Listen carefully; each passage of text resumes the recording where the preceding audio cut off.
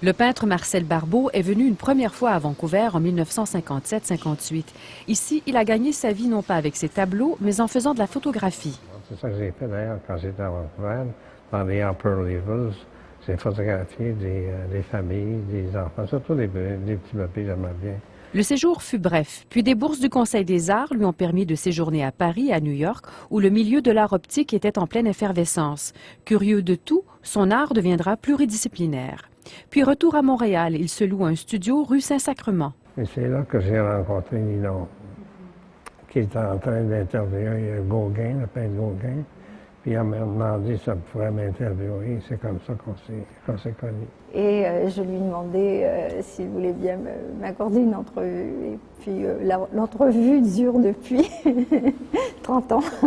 Ninon Gauthier, sa compagne, est une spécialiste de l'œuvre de Marcel Barbeau. Elle a soutenu en 2004 à la Sorbonne une thèse de doctorat sur l'artiste en documentant et analysant minutieusement l'œuvre qui se situe dans la vraie tradition de l'art exploratoire tel que conçu par Bordua. Pour Bordua, l'automatisme n'était pas une forme arrêtée.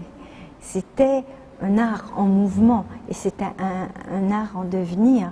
C'était pas une forme, c'était pas un style, c'était une démarche.